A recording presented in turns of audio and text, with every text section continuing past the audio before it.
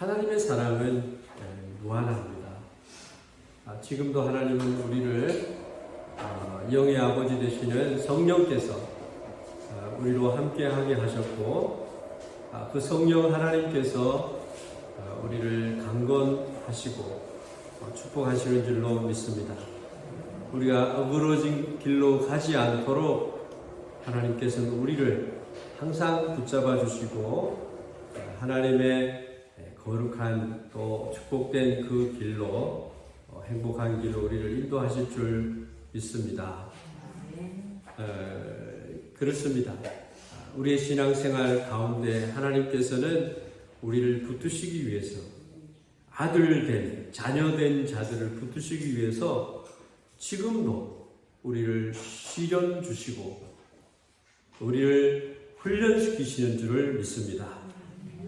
그 은혜를 우리가 생각하지 않고 신앙생활을 할 때 우리는 자칫 넘어져서 끝까지 넘어지는 경우가 있을 수 있다라고 하는 것을 우리가 알아야 되겠습니다. 그래서 오늘은 신앙생활에 있어서 우리 하나님께서 우리들을 얼마나 사랑해 주시는지에 대한 그 은혜를 나누기를 원합니다. 오늘 말씀의 제목은 자녀에게 대한 하나님의 훈련이다라고 하는 말씀으로 말씀을 전하기를 원합니다. 사랑하는 자녀에 대한 하나님의 관심도는 굉장한 거라고 하는 것입니다. 사람은 누구나 어떠한 가능성이 있을 때에 삶의 의미를 부여잡을 수 있고, 그것을 위해서 의미 있게 살아갈 수 있다고 하는 것입니다. 고난이 오고 환난이 만나고 또 내가 원치 않는 그런 여러 상황 가운데 처할지라도 내가 살아야 되는 의미와 목적이 있다고 한다면 그 사람은 늘 생기 있게 그렇게 살아갈 수 있는 줄로 믿습니다.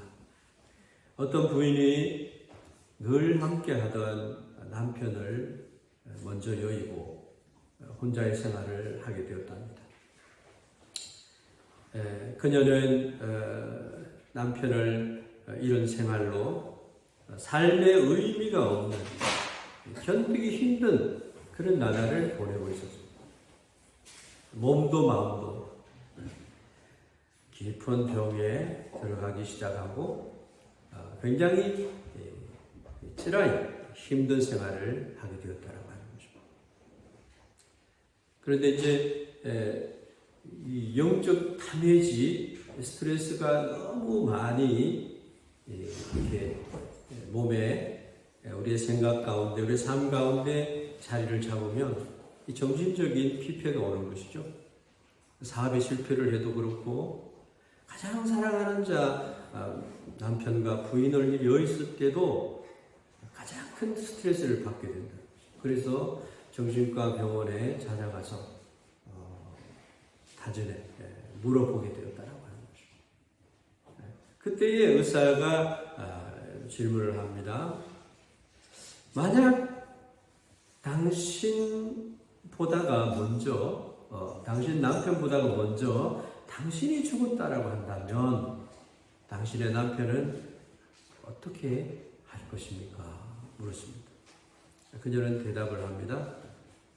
아마도 남편도 나와 같이 그 고통 가운데서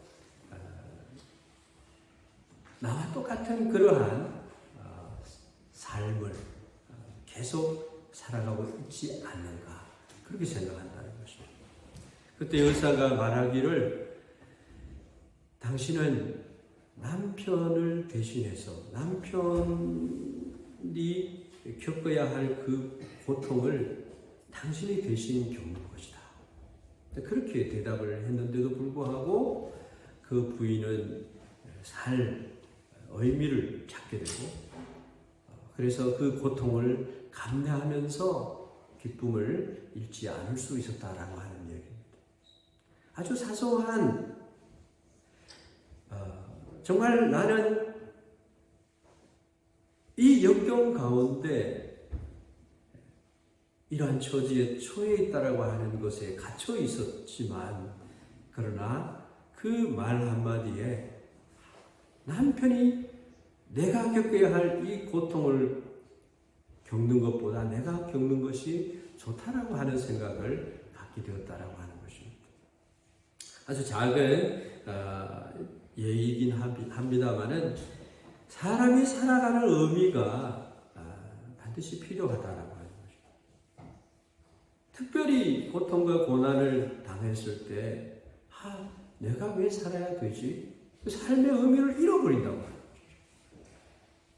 그때에 이제 앞에 길이 막혔다라고 했을 때 그 사람이 선택하는 길은 이 자살이라고 하는 길을 선택하게 된다라고 하는 것입니다.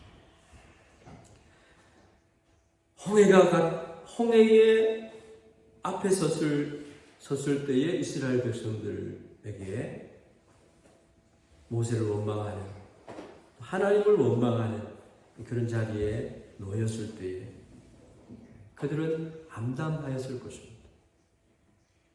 그러나 하나님께 기도할 때 하나님이 하나님의 백성을 책임져 준다라고 하는 그 사실 앞에 그들은 홍해를 가르는 기적 같은 역사, 하나님의 그 위대하신 역사를 목도하게 되었다라고 하는 것입니다. 우리의 삶도 그러한 삶이 아니겠는가라고 하는 생각을 해야 된다고 하는 것입니다. 그래서 오늘은 하나님의 자녀에 대한, 하나님의 자녀가 살아갈 의미가 어떤 것인지에 대한 그 말씀을 생각하려고 합니다. 훈련을 행하시는 하나님에 대해서 우리가 생각해 보기를 원합니다.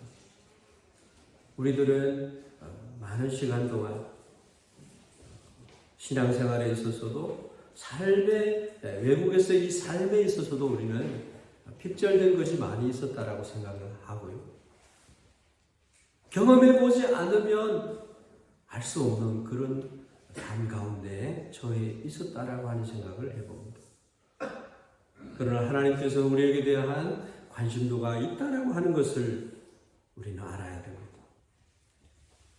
하나님은 훈련을 우리에게 베풀어 주시는 것보다 훈련을 하시고 계시다라고 하는 것을 기억하면 좋겠습니다. 첫째는 훈련을 주시는 하나님. 왜 하나님께서 훈련을 주시는가? 그 훈련의 의미는 무엇인가라고 하는 것입니다. 지난 한 주간 유튜브를 보는데 이 독수리의 새끼가 이 절벽에서 자기가 거하는 절벽에서 스스로 난간 벼랑으로 자기 몸을 날려버립니다. 날개도 없습니다. 많은 부딪힘 가운데 어느 곳에 이르는 것을 보았습니다. 이 독수리가 자기 새끼를 훈련하는 그런 것에 대한 이야기를 여러분 들어보셨을 것인데요. 그것을 직접 보니까 이 알몸과 같은 이 털도 나지 않는 그런 가운데 독수리가 이렇게 떨어져서도 움직이는 것을 보게 되는 거죠. 그런 훈련을 계속적으로 했을 때 아주 강한 독수리가 탄생된다라고 하는 것입니다. 오늘 말씀 1절에서 3절 말씀을 읽지 않았습니다만은 그 말씀에 대한 설명으로 4절에서 계속적으로 오늘 읽은 본문 말씀이 그 설명의 내용이 되는 것이죠. 그리스도인이 되었다라고 하는 것, 그리고 하나님의 자녀가 되었다라고 하는 것은 훈련이 필요한 것입니다. 적어도 하나님의 자녀가 된 우리가, 세상의 빛이요 소금이 된 우리가 어떠한 훈련을 그리스도인이 되어야 되겠는가? 그러면 어떤 훈련이 필요하겠는가 하는 것입니다. 마치 독수리의 존재처럼 독수리가 되기 위한 훈련이 있음 같이 그리스도인이 되기 위해서 우리에게 하나님은 훈련을 가지고 계시다라고 하는 거죠. 히브리서의 이 편지를 받는 사람들은 훈련 중에 서 있었으며 굉장히 고통 가운데 서 있게 되었다라고 하는 것입니다. 그들은 예수 그리스도를 믿는 신앙생활을 함으로 말미암아 지역사회의 여러 인간관계 속에서 대립관계를 가져야 되는 그 가운데 박해를 받아야 되는 그러한 시간들을 보냈다. 초대교회의 이 그리스도인이 되었을 때에 받게 되는 박해는 일본에도 이 정권이 기독교를 박해하는 정권이 있었잖아요.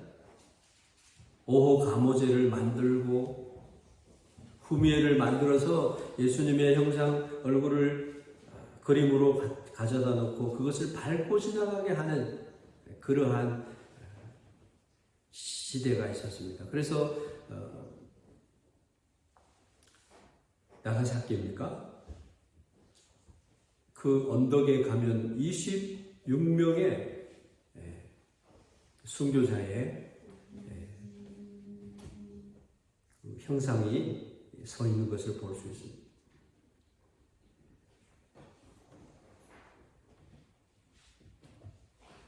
그와 같이 내가 그리스도인이 되었고 하나님의 자녀로서 천국의 시민으로서 살아가는 자로 이 땅에 있을 때에 빛과 소금의 직분을 감당하기 위해서라도 하나님의 영광을 나타내기 위해서라도 하나님께서는 우리들을 사랑하셔서 훈련하신다라고 하는 것을 알아야 되겠습니다. 이러한 상황 속에 있는 이 편지를 받는 성도들은 왜 이 훈련을 받아야 되는가에 대한 궁금증이 있었을 것이다라고 하는 것입니다. 지금의 훈련이 얼마나 큰 하나님의 약속이 있는 축복이 되는가라고 하는 것을 생각을 해야 되는 것입니다. 이 연단이라고 하는 것, 이 훈련이라고 하는 것을 넘어가야 되는 것입니다. 달려야 하는 그 길을 달려야 하는 것이죠. 예수님께서도 말씀하셨습니다. 너희가 나를 따라오려거든 자기를 부인하고 자기 십자가를 지고 나를 따를 것이니라 말씀하셨습니다. 영광이 약속되어 있고 축복이 약속되어 있는 우리 그리스도인들이지만 그 축복을 내가 얻기 위해서는 우리의 달려갈 길을 달려야 됩니다. 환난과 고난을 넘어서야 된다고 하는 것이죠.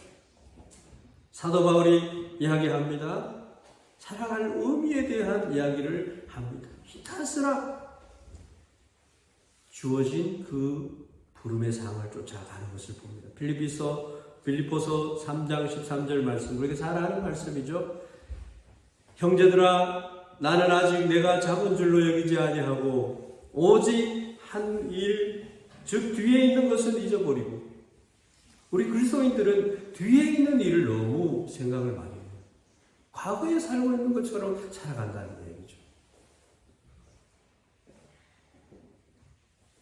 과거를 통해서 현재와 앞에 놓여 있는 부름의 상을 쫓아 살아가야 함에도 불구하고 우리는 과거의 삶 가운데 생각 속에 갇혀버릴 수가 있다라고 하는 것이죠.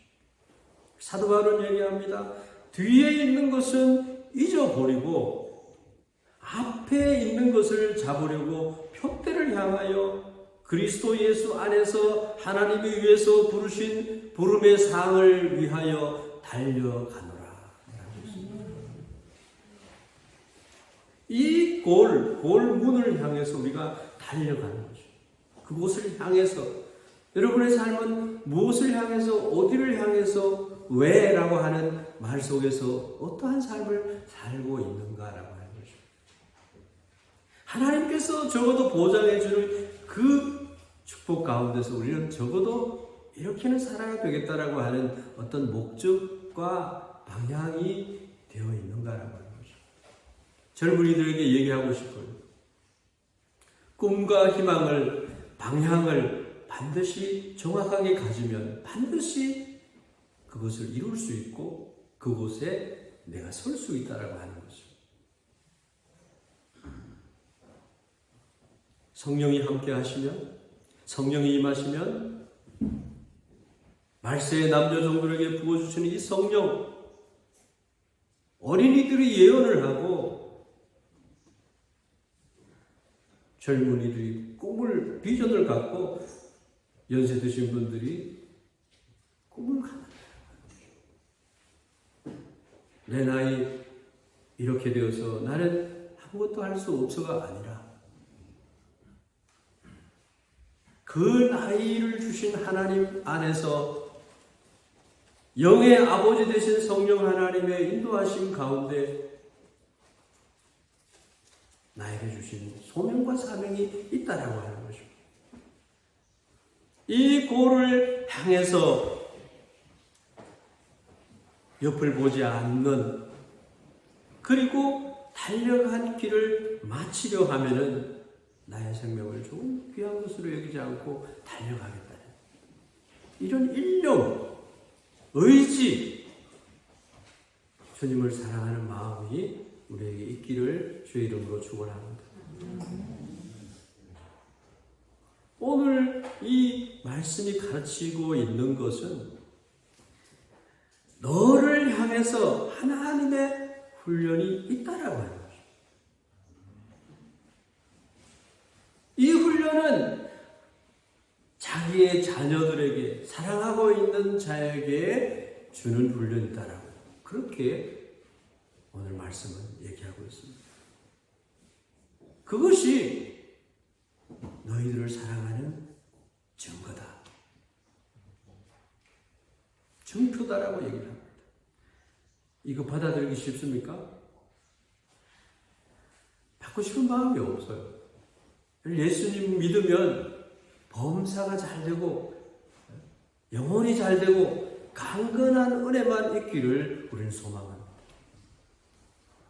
목회자가 바라는 바도 그러한 것이죠. 왜 시련이 있는가? 훈련의 의미는 우리를 가장 아름다운 하나님의 자녀, 그리스도인으로 세우시기 위함이다라고 하는 것입니다. 오늘 말씀을 한번, 읽은 말씀을 한번 참고해 보죠. 5절 6절 말씀입니다. 또 아들들에게 권하는 것 같이 너희에게 권면하신 말씀도 잊었도다 이르시되 내 아들아, 다시금 권면하는 거예요. 내 아들아, 주의 징계하심을 경히 여기지 말며 그에게 꾸지람을 받을 때에 낙심하지 말라. 자녀도 너무 꾸지람을 하면요, 낙담을 해요. 우리 아빠는, 우리 엄마는 내 얘기를 들어주지 않는다.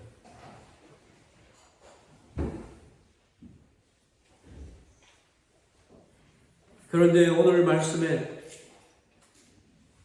징계하는 그것을 경히 여기지 말고 꾸지람을 받을 때 낙심하지 말라 말하고 있습니다. 왜냐하면 주께서 그 사랑하시는 자를 징계하시고 그가 받아들이시는 아들마다 채찍질 하신다라고 하는 것입니다. 옛날 들은 이야기가 있습니다. 정말 나는 진짜 아버지의 자녀인가? 왜 이렇게 나를 취급을 하는 건가? 우리들도 어렸을 때 부모들에게 그런 취급을 받으면 나를 다리 밑에서 주워온 자식인가라고 하는 생각을 할 때가 있었습니다.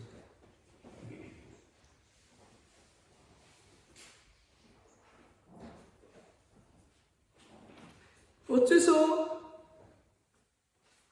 부모의 자기의 자녀인데 나에 대해서, 자기에 대해서, 자녀에 대해서 이렇게 엄하게 할 수 있겠는가라고 하는, 너무 엄하게 하여서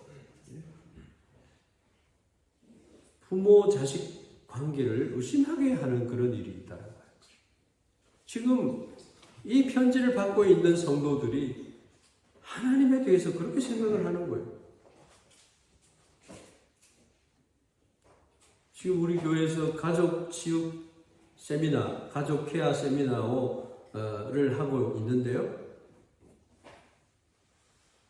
성인 아이에 대해서 이제 강의를 2번 들었습니다. 한 4시간 정도 들었죠.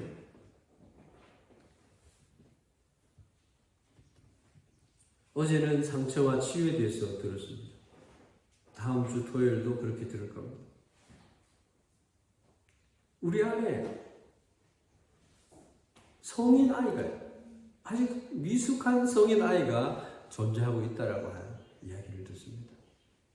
누구에게나 조금씩부터 많게 가지고 있다라고 하는 것이죠. 그것 때문에 자녀들에게 상처를 주는 거예요.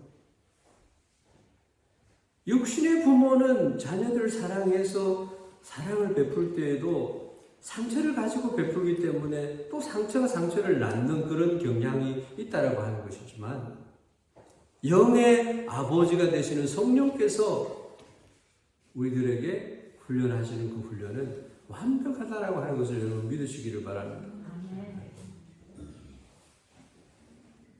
이 성인 아이는 어떻게 치료를 받느냐? 교회 생활을 잘하면 받는다. 한 예죠. 특별히 하나님을 중심한 이 코이노니아가 얼마나 중요한지 여러분 아십니까? 교회의 이 공동체가 갖는 예배 공동체, 이 코이노니아 공동체, 여러 기관의 공동체들이 얼마나 소중한지 모릅니다. 그것을 통해서 나의 성인 아이가 치유되기도 하고 성장하기도 하고 거기서 기쁨을 회복해서 하나님 말씀으로 온전해져 갈 수 있다라고 하는 것이죠.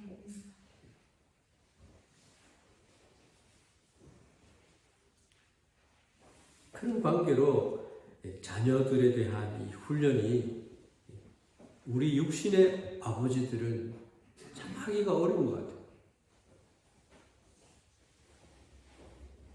어떤 크리스찬의 자녀인데 벌써 나이가 많아요. 35이라고 한다면 나이가 많죠. 대학의 교수를 하고 그런 사회생활을 감당하는 아이가 어느 날 자기 부모에게 나는 가족으로부터 사랑을 받고 있지 않는 것 같아. 실질적으로는 그렇지 않는데.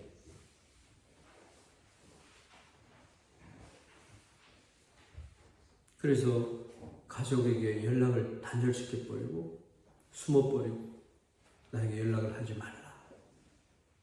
그럼 그랬을 때 여러분 어떻게 하실지. 그런데 부모님은 하나님께서 우리 가정에 주실 축복이 별도로 있을 것 같습니다, 목사님. 그 하나님을 기대합니다. 그동안에 우리의 나의 부족한 것들을 회개합니다. 그렇게 얘기를 하는 거예요.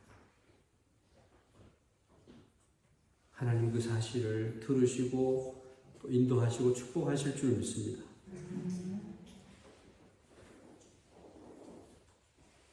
히브리 사람들도 하나님과 자기들과의 관계를 의심하기를 시작했다는 것이에요. 정말 하나님은 우리들을 사랑하고 있는 것인가?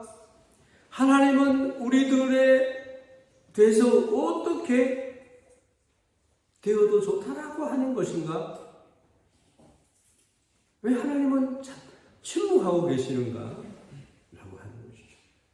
핍박과 환난이 있을 때 그리스도인들은 항상 이 질문을 하게 됩니다.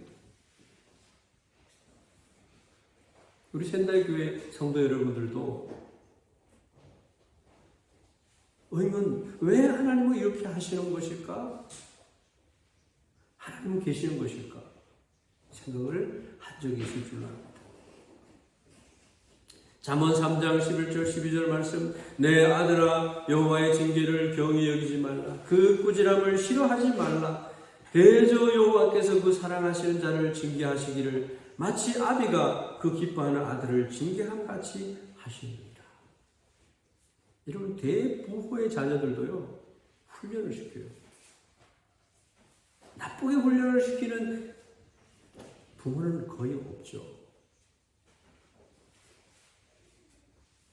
악한 자라도 자식이 떡을 달라 하면은 돌을 줄 자가 있으며 생선을 달라 하면 전갈을 줄 자가 있느냐 말하고 있습니다.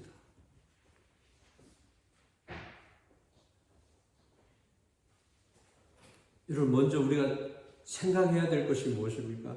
내가 진짜 하나님의 자녀인가라고 하는 걸 여러분이 생각을 해야 되겠죠. 7절 8절 말씀입니다. 너희가 참으면 징계를 받기 위함이라. 하나님이 아들과 같이 너희를 대우하시나니 어찌 아버지가 징계하지 않는 아들이 있으리요? 징계는 다 받는 것이거늘 너희에게 없으면 사생자요 친아들이 아니니라.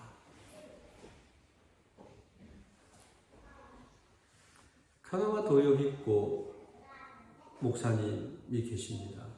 일본의 썬다싱이라고도 불리는 분이신데, 지금 요코하마 쪽에 알레세이아 학원을 초, 중, 고등학교까지 이렇게 학원을 세워서 카가 도요히코 센세의 정신을 기리고 공부를 하는 그런 학생들이 많이 배출이 되죠. 그분은 고베 시장에 서자로 태어났습니다. 사생아로 태어났죠. 그래서 많은 아버지가 아닌 것 같아요. 사랑을 못 느끼는. 자기는 아버지가 없다라고 해요. 그 생각 속에 갇혀서 그는 어린 시절 많은 고민을 하면서 시간을 보내고 있었어요. 근데 어느 날 디모데서에 기록된 너 하나님의 사람아 라고 하는 말씀을 듣게 되고, 옳지, 나는 하나님의 자녀다.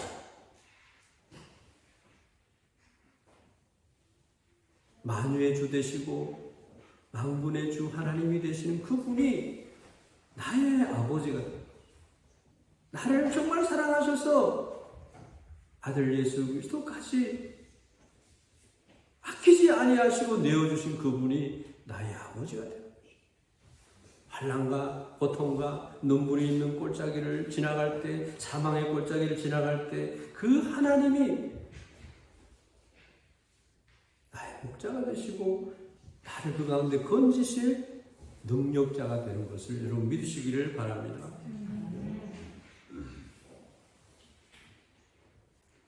내가 하나님의 자녀가 된 증거는 여러분에게 너무너무 많다라고 하는 것이에요.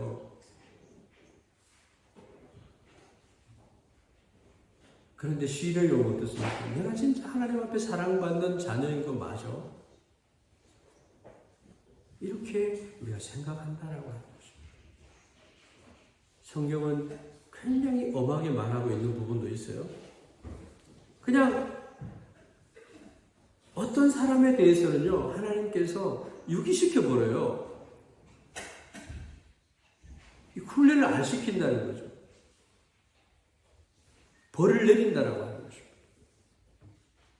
그게 가장 슬픈 일이에요. 자녀가 아버지 하나님과 관계가 없는 자에 대해서 하나님은 유기시키고 그는 모르는 사람. 만세전에 여러분들을 선택한 줄 믿습니다. 어머니 뱃속에 있을 때뿐만 아니라 그 전에 태초에 하나님이 나를 아셨고 나를 태어나게 할 선택을 하셨다라는 거죠. 성경에 기록이 되어 있는 거예요.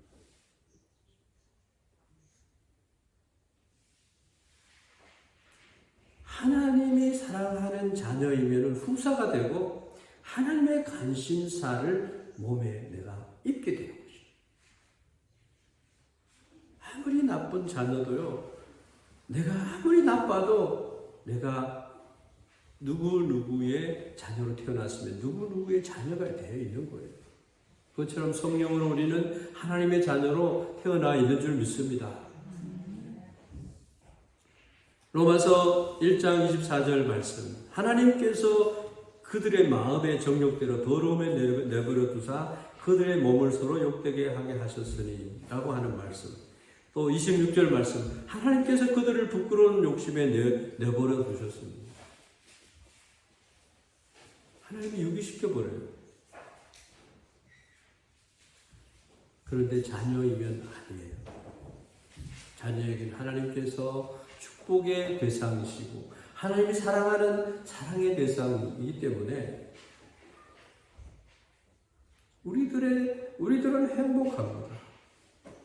왜냐하면 하나님에게 선택받아 하나님의 자녀가 되었고 하나님의 상속인으로 되었다라고 하는 것이죠.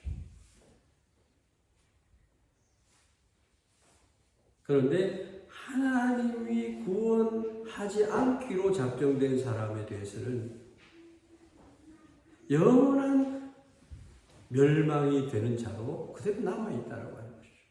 그러나 하나님은 우리들을 멸망하는 자리에 있게 하지 않고 영생을 주시는 존재로 있게 하시고 소망의 하나님이 되어주셨다.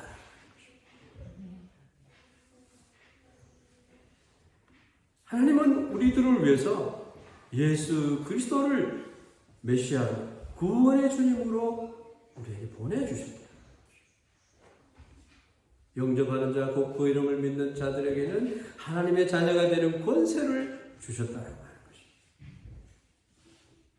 그에 대해서 연단시키신다고 하는 것입니다. 여러분, 연단이라고 하는 것은 어떤 면에서 행복한 거라는 생각을 해요. 저도 연단을 많이 받은 사람 중에 한 사람이라고 생각합니다만 아마 주의 나라에 이를 때까지 그 연단은 있을 것이라는 생각을 합니다. 로마서 5장 4절 5절 말씀. 인내는 연단은 소망을 이루는 줄 알미로다. 소망이 우리를 부끄럽게 하지 아니함은 우리에게 주신 성령으로 말미암아 하나님의 사랑이 우리 마음에 부은 바 되었다.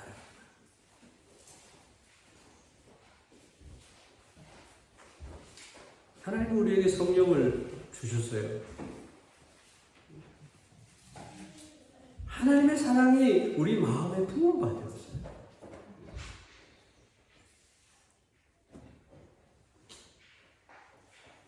아버지를 사랑합니다. 우리들은 모두 하나님의 자녀입니다. 상속입니다. 연단과 단련, 이것은 하나님 아버지께서 자녀들을 사랑하셔서 훈련하시는 것이다.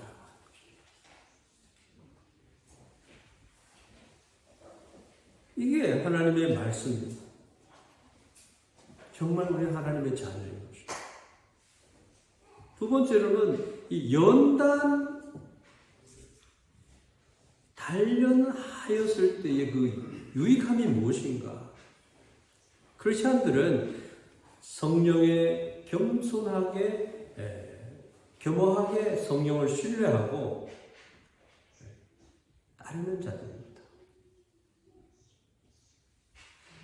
육신의 부모가 얘기를 해도 따르거든 하물며 완전하신 성령 하나님께서 말씀하시고 인도하실 때에 거기에 겸허히 신뢰하고 따르는 것이 그리스도입니다.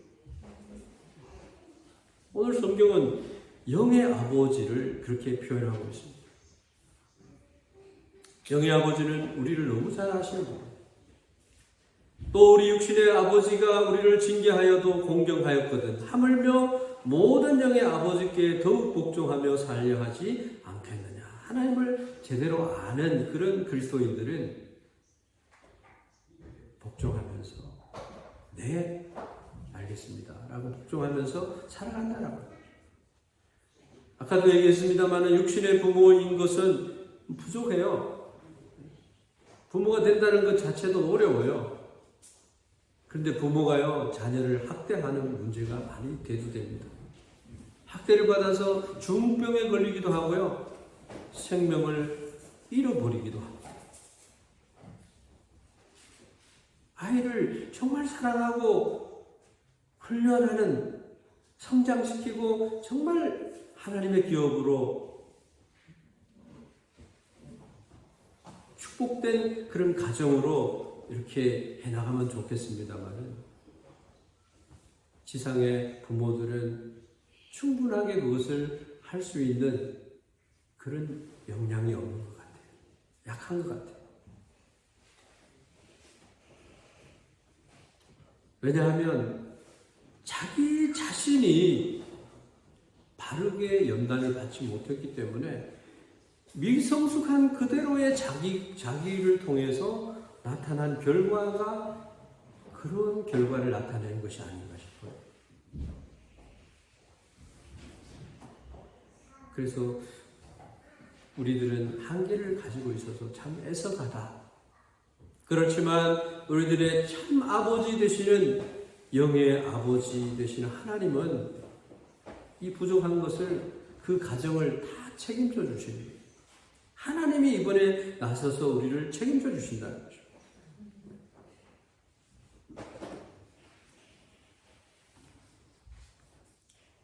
이 편지가 바로 이 히브리서 12장 4절에서 기록된 이 말씀이 그것을 얘기하고 있는 거죠.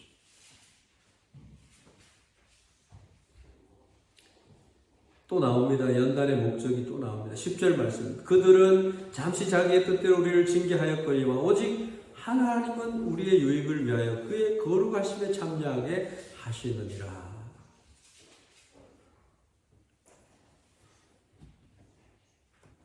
단련, 연단 이런 표현이 일본 성경에 나옵니다만은,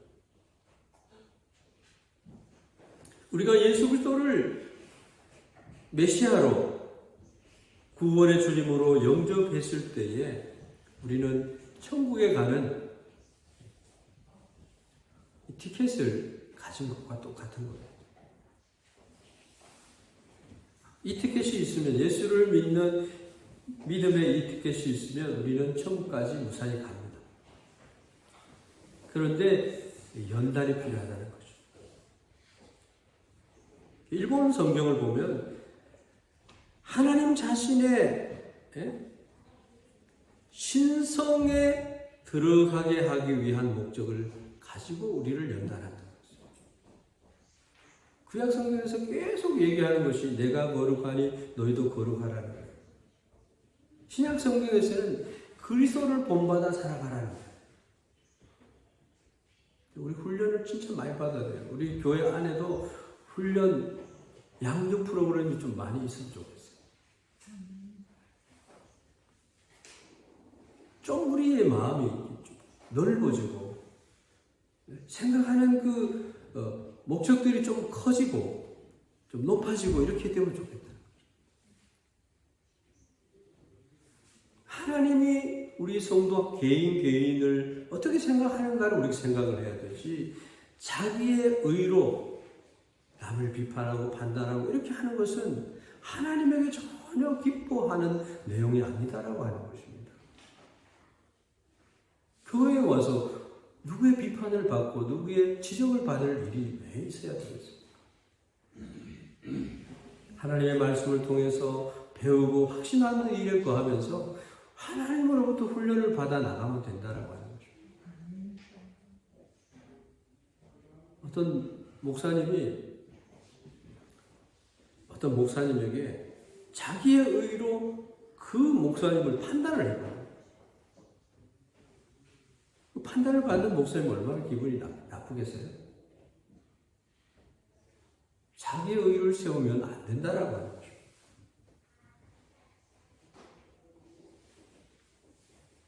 여기서 훈련이 왜 필요한가라고 하는 얘기를 했을 때 이것은 구원을 받는 것과는 전혀 상관이 없다라고 하는 것을 여러분 기억하셔야 됩니다. 기독교에서는 어떤 내가 선행을 하고 훈련을 많이 받아야지 구원을 받는다라고 하는 것을 가르치지 않습니다. 예수 그리스도의 십자가의 은혜 말고는 하나님의 구원을 이룰 길이 없다라고 하는 것을 성경은 말하고 있습니다. 이것은 다만 내가 그리스도인으로서 믿음의 덕을 덕에, 지식을 지식에, 인내를 인내에, 연단을 이렇게 계속해서 핍박을 받아도 그리스도인의 향기를 잃어버리지 않는 그러한 자리에 나아요. 의를 이루고 화평을 이루고 화목을 이루고 관용을 쌓아가는 그런 훈련이 될 수가 있습니다. 근데 초대 교회는 너무나 환난이 많았어요. 그것에 대해서 성경은 오늘과 같은 말씀을 주시고 계시면서 그 말씀이 지금을 살아가고 있는 우리들에게도 큰 위로와 능력이 되고 있다라고 하는 것입니다.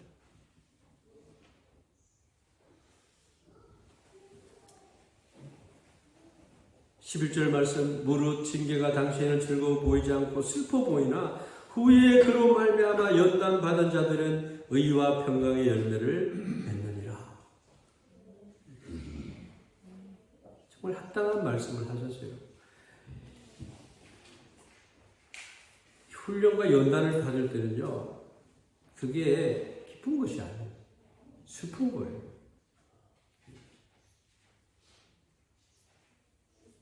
예수 믿으면 매일 기쁨에 충만하고, 슬픔은 슬픔에서 전혀 전체적으로 슬픔에서 해방되었다라고 하는 것을 가르치지 않습니다.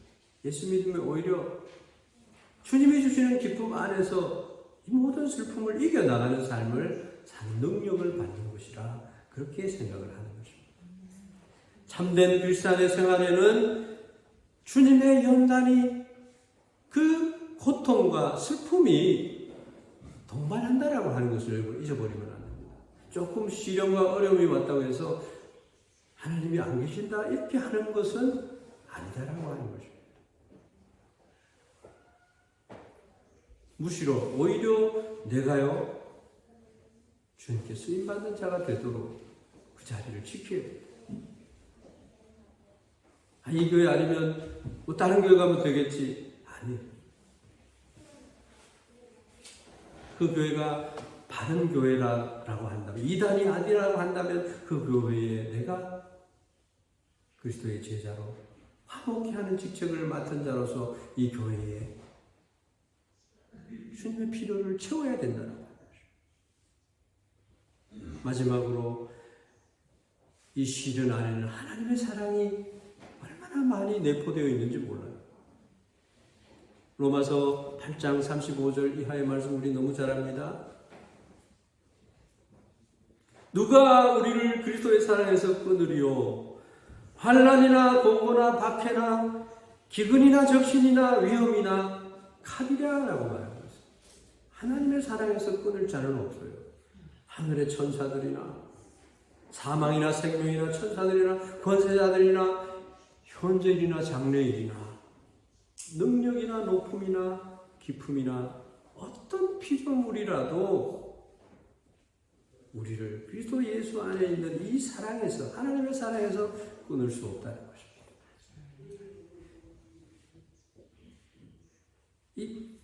이 성탄할 때는 하나님의 사랑을 느껴요.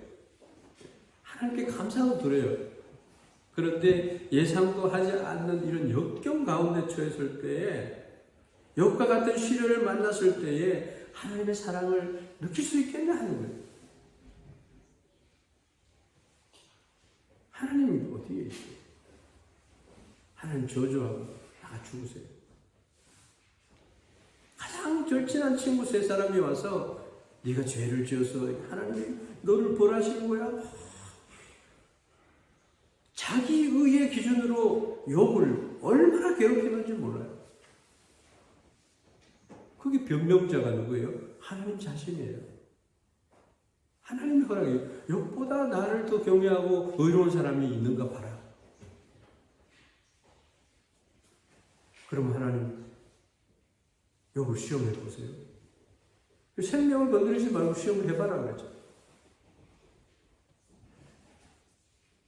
하나님 그러신 분이에요. 우리에 대한 자만심이, 자긍심이 엄청나다는 거죠. 스바냐 3장 17절 말씀. 이웃이 그 능력의 하나님께서 우리를 기뻐하는데 얼마나 기뻐한다고 말씀하고 있습니다. 우리는 그러한 자인 줄 믿습니다.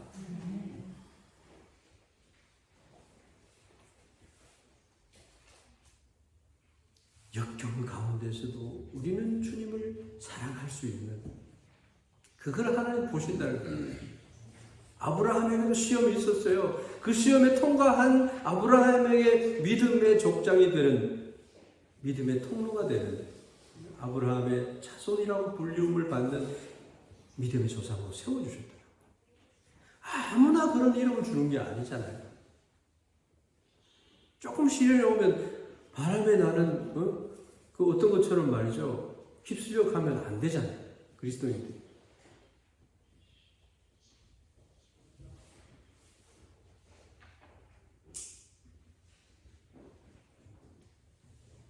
역경에 있을 때야말로 우리들에 대한 하나님의 사랑을 확신할 수 있는 여러분 되기를 바랍니다. 신앙의 창시자이고 완성자이신 예수님께서 십자가에서 이루어주신 그 은혜를 우리가 잃어버리면 안 되는 거예요. 모든 적으로부터 우리를 승리하게 하신 그리스도 예수 안에서 우리는 항상 승리만 가지고 있어야 되는 것입니다. 하나님의 신성에 들어가도록 하기 위해서 의와 평강으로, 평화로 우리를 열매 맺게 하기 위한 것이에요. 마지막 말씀을 보면요, 12절 13절 보면은 그러므로 피곤한 손과 연약한 무릎을 이렇게 세워. 얼마나 피곤하고 연약해졌을까요? 너희 발을 위하여 곧은 길을 만들어 저는 다리로 하여금 어그러지지 않고 고침을 받게 하라.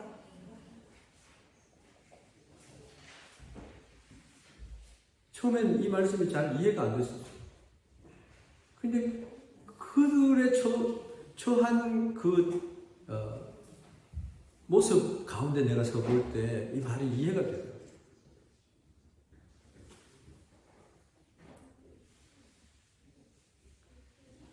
너희들의 싸움을 계속 해나가거라라고 하는 격려의 말씀이에요. 그러한 이 말씀들,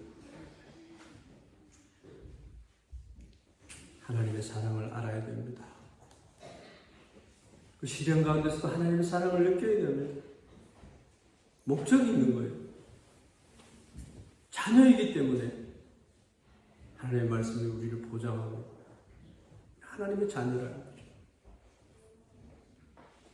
훈련을 주시는 하나님을 기억하시고 날마다 승리하는 우리들이 되기를 예수님의 이름으로 축원합니다.